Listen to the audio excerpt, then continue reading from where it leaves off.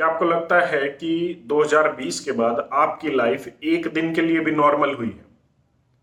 क्योंकि मुझे नहीं लगता।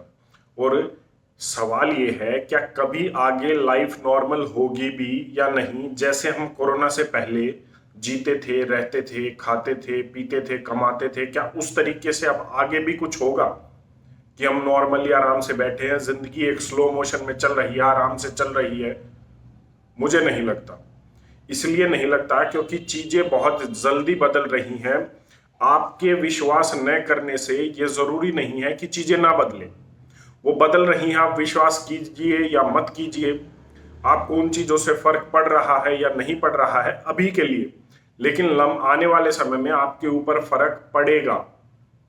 आप उसे साइंस टेक्नोलॉजी का नाम ले दीजिए। कुछ लोग ये कहते हैं कि ये सब जो है हो नहीं रहा, ये करवाया जा रहा है। मेरा सवाल हमेशा से यही रहता है कि ये हो रहा है या ये करवाया जा रहा है, लेकिन अभी के लिए ये सच है।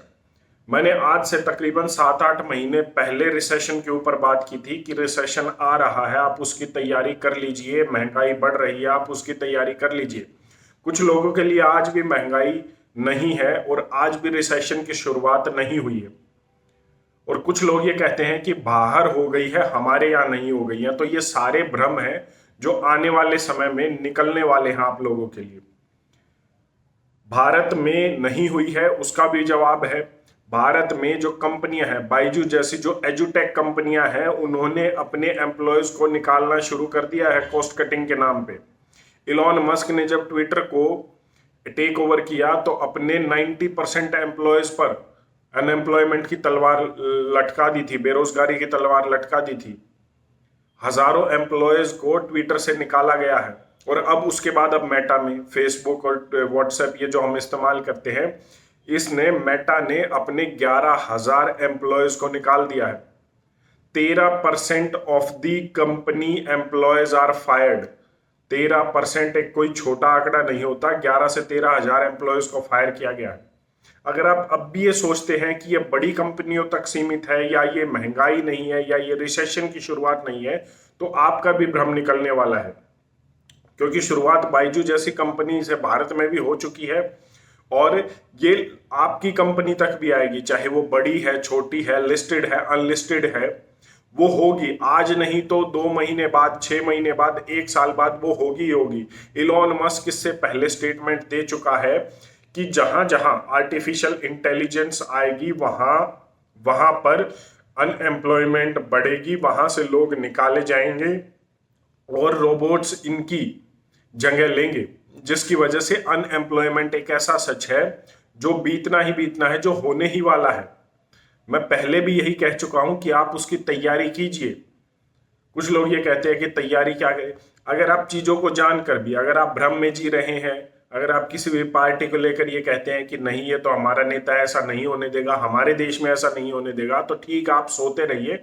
आपको कोई जगाने वाला नहीं, आपको उठाने वाला कोई नहीं, आप आराम से सोइए।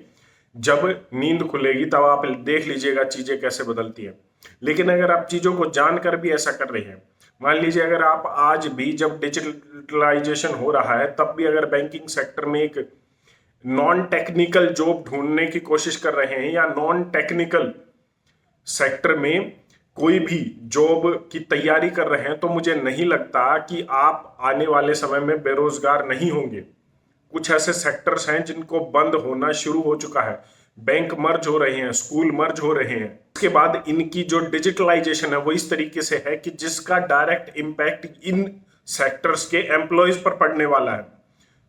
वो अनएम्प्लॉयड होने वाले हैं। तो आपको एक तैयारी की जरूरत है जिससे आप प्रोफेशनली या तो टेक्निकल हो जाएं, या आपको किसी और चीज की तैयारी की जरूरत है जो आपको इन चीजों से बचाए।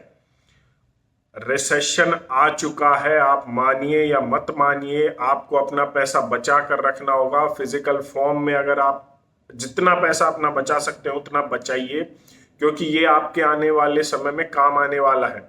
इसके अलावा आपके पास ऑप्शन नहीं है, आपके पास विकल्प नहीं है। अगर आप ये नहीं करेंगे तो आपके लिए दिक्कतें होने वाली हैं। 2008 के रिसेशन से इसको कंपेयर मत कीजिए, ये वो होगा, मैंने इस पर भी बात की थी, जो पिछले 50 से 60 सालों में नहीं हुआ। खासकर ये भारत जैसे देश में जहां पर इतनी ज्यादा डिजिटलाइजेशन उस समय नहीं थी। जैसे यूएसए, कनाडा, ऑस्ट्रेलिया, इन देशों में पहले भी लोगों के पास कैश कम था, और जब उन देशों में रिसेशन आए तो उन पर काफी प्रभाव पड़ा था। भारत में 2008 के रिसेशन का इतना ज्यादा प्रभाव नहीं था, क्योंकि यहाँ पर ब्लैक मनी भी थी, हार्ड अर्न्ड कैश भी था। लेकिन उसके बाद चीजें काफी बदली हैं, डिजिटलाइजेशन हुई है, लोगों को अब जेब में फिजिकली पैसा रखने की आदत कम हो गई है। और हो सकता है आप इसको सरवाइव कर जाए, तो आने वाले समय में आप किस तरीके से चीजों को टैकल करेंगे, आपकी तैयारी क्या होगी। मुझे लगता है कि आपको एक बार, कम से कम एक बार इसके अलग से बैठकर सोचने की जरूरत है कि आपको कहां तक ये इफेक्ट करने वाला है, कहां तक आपको प्रभावित करने वाला है। और मुझे लगता है कि अगर अब भी हम नहीं समझ पा रहे कि चीजें किस तरीके से बदल रही हैं, किस तरीके से आने वाले समय में मेटावर्स एक पैरेलल वर्ल्ड होगा।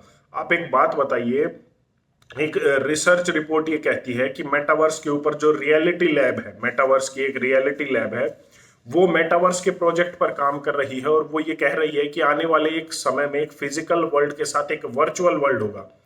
जैसे आप फिजिकल वर्ल्ड में घूम रहे हैं, ऐसे ही आपका एक अवतार एक मेटावर्स वर्चुअल वर्ल्ड में घूमेगा। इसी तरीके से जॉब जाएगा, पार्टियां करेगा, वो सब कुछ करेगा। उस वर्चुअल वर्ल्ड के प्रोजेक्ट में मेटा को इस साल 3.67 $3.5 बिलियन से ज्यादा का नुकसान हुआ है, लॉस हुआ है। फिर भी वो इस प्रोजेक्ट को कर रहा है, तो वो क्यों कर रहा है?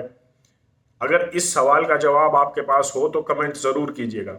जब उन्हें पता है कि हमें इस प्रोजेक्ट में लॉस होने वाला है, फिर भी वो इसको कर रहे हैं। और इस साल, पिछले साल से इस साल ज्यादा उन्होंने पैसा इसमें लगाया, अगले साल और ज्यादा लगाएंगे।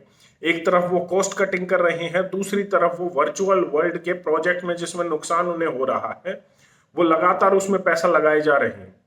तो क्या आपको कुछ भी अजीब नहीं लगता? क्या आपको नहीं लगता कि वो जो नुकसान खा रहे हैं वो एक टेम्परेरी नुकसान है, जिसकी भरपाई वो आने वाले समय में कर देंगे? और जिनकी नौकरियां गई हैं, जो अनएम्प्लॉयड हुए हैं, क्या उनको कभी दूसरी नौकरी ये फेसबुक या मेटा देगा? नहीं देगा। अगर अब दे दी तो 2 साल बाद वो निकालेगा ही निकालेगा, क्योंकि आर्टिफिशियल इंटेलिजेंस, वर्चुअल वर्ल्ड, ये एक ऐसा सच है जिस तरीके से जिंदगी के बाद मौत एक सच होती है। ये होने वाली हैं, ये चीजें बदलने वाली हैं। जो अभी के लिए जो बहाना बनाया जा रहा है वो ये किया जा रहा है कि हमें एड रेवेन्यू उतना नहीं हो रहा है मेटा को, इसकी वजह से हम कॉस्ट कटिंग कर रहे हैं। लेकिन बहाना चाहे कुछ भी हो, चीजें यही हैं और वो बदल रही हैं, और वो लगातार इन पर काम कर रहे हैं। ये एक ऐसी चीजें हैं जिनके लिए आपको तैयारी करनी पड़ेगी। अगर नुकसान है वो फिर भी इन प्रोजेक्ट्स पर काम कर रहे हैं, तो ये प्रोजेक्ट फ्यूचर हैं। आपको ये समझना पड़ेगा। आपको समझना पड़ेगा कि आप किसी भी शहर में रहकर, किसी भी एक पेंट हाउस में रहकर, 14वें मंजिल पर रहकर, किसी भी एक अच्छे से फ्लैट में रहकर आप उस कंट्रोल से नहीं बच सकते जो आप पर धीरे धीरे किया जा रहा है। ये आने वाला है, ये होने वाला है। जब तक आप एक सेल्फ सस्टेनेबल मॉडल पर काम नहीं करेंगे, जो इन चिड़ियाघरों से, इन शहरों से थोड़ी सी दूर होगा, तब तक आपकी सस्टेनेबिलिटी पर आपको शक होना चाहिए। मेरा काम था कि आपको ये चीजों को बताना कि किस तरीके से चीजें बदल रही हैं। मेरे वीडियो बनाने से चीजें नहीं बदलेंगी। जब तक हम इन चीजों को प्रैक्टिकली लेकर नहीं जाएंगे, प्रैक्टिकली इन पर काम नहीं करेंगे, तब तक चीजें नहीं बदलेंगी। ये तो है। इसके बाद भी अगर आपको समझ आ रहा है तो इसके लिए कुछ एक्शन लीजिए, और नहीं समझ में आ रहा तो यह आपका अपना जीवन है। इसमें मैं या कोई भी और जो इन विषयों पर बात कर रहा है वो कुछ नहीं कर सकता। आपकी इस पर अपनी क्या राय है, एक बार कमेंट करके जरूर बताएं। धन्यवाद।